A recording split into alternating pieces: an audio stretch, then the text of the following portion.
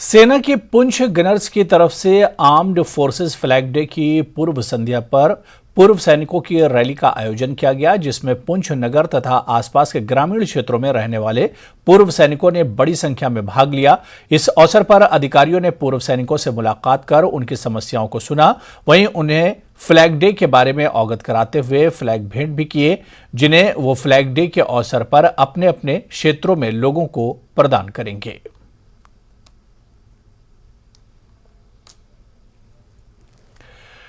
शहर खास के केंद्र में स्थित महत्वपूर्ण इकोलॉजिकल लगून बरारी नंबल, जिसे कभी साफ पानी के लिए जाना जाता था, आजकल डंपिंग साइट में तब्दील हो रहा है और ये प्रदूषण और अतिक्रमण के कारण विलुप्त होने के कगार पर है।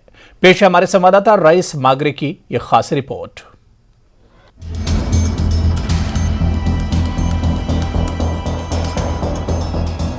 कभी पीने के लिए शुद्ध पानी के लिए जाना जाने वाला बरारी नंबल लगून आज अतिक्रमण के कारण डंपिंग साइट में बदल गया है।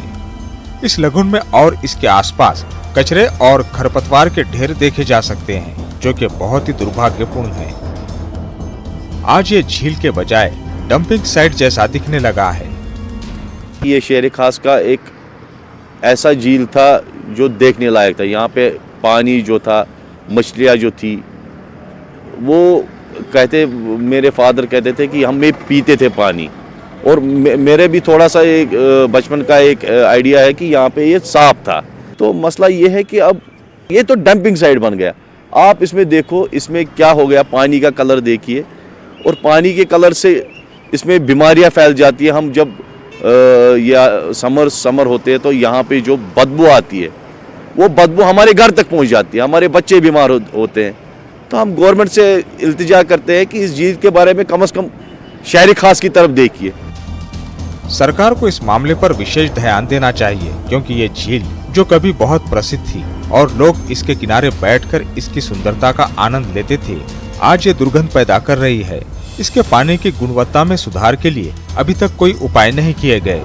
प्रॉब्लम का पानी है ये, मतलब ये इतना साफ था, हम इसमें नहाते थे, इतना साफ था। मगर थोड़ा बहुत अब गर्मी आएगी, बस ये मतलब इसमें बदबू आता है। ये पानी जब इसमें जो नालियाँ आते हैं, जो बाहर से ड्रेनेज जो सिस्टम, वो सारा इसी में जाता है। जो कूड़ा करकट है इसी में जाता है सारा।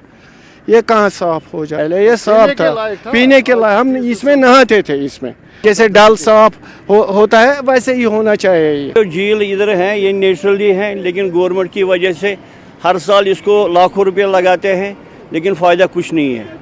या तो हम चाहते थे कि ये सारा ये जो इसमें लैंड है किसी ने ऑक्यूपाइड किया है, चाहे वो उसका अपना है, चाहे उसने कब्जा जमाया है, हम चाहते थे गवर्नमेंट एक ही दफ़ा उनसे ये ले ले, चाहे पैसे जो भी है उसको करे, उनको क्लियर करे। क्योंकि जो अब हम कार्ड अपना विजिटिंग कार्ड होटल का बनाते हैं ना, उसमें हम लिखते हैं अपोजिट मिनी डल लेक, और जब कस्टमर आता है वो बोलते हैं यही डल लेक है, तो हम शर्मिंदा हो जाते हैं उस वक्त। इस लगून के पानी को ताज़ा रखने के लिए लगातार ड्रेजिंग और सफाई की आवश्यकता है, वरना आने वाले दिनों में महत्वपूर्ण सांस्कृतिक और पारिस्थितिक संपत्ति को खो सकते हैं। अतिक्रमण के कारण ये लगून प्रमुख रूप से मर रहा है और अवैध निर्माण बेरोक टोक जारी है। ये पहले बहुत साफ था, बहुत पीने के लायक पानी था। अब इसमें इतनी बदबू आ रही है, इतनी बदबू आ रही है, कहने की बात नहीं। पहले इतने पैसे लगाए इसमें, बहुत पैसे लगाए इसमें, मगर नाकार है वो पैसे लगाना, क्योंकि इसमें जानवर पड़े हुए मरे हुए हैं, इसमें बहुत बदबू आ रही है। अब इसको ऐसे डेवलपमेंट होना चाहिए कि ये पीने के लायक फिर पानी होना चाहिए। मेहरबानी करके लिए इसको साफ करिए, इसको साफ रखिए। आज से 30 साल पहले ये पानी पिया करते थे हम लोग।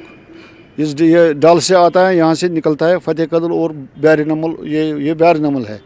ये घास है, घास फूस इनके साथ कोई मामला नहीं तय करते हैं। ये बोलता है हम ये करना है, वो करना है, मगर आजकल हमें यहाँ चलना ही दुश्वारी है। यहाँ शाम को नहीं चल सकते हैं आप लोग, हम खिड़कियाँ नहीं भी खोल सकते, इतना बदबू आता है। ये लगून इकोलॉजिकल महत्वपूर्ण माना जाता है, क्योंकि ये झेलम नदी में अधिशेष जल को छोड़कर डल झील के हाइड्रोलॉजी को विनियमित करने में मदद करता है। आसपास रहने वाले निवासियों ने कहा के अतिक्रमण विरोधी अभियानों के बावजूद इकोलॉजिकल बैलेंस को प्रभावित करने वाले क्षेत्र में अवैध आवास खत्म नहीं हो रहे। न्यूज़ 18 JKLH के लिए रईस मागरे की खास रिपोर्ट।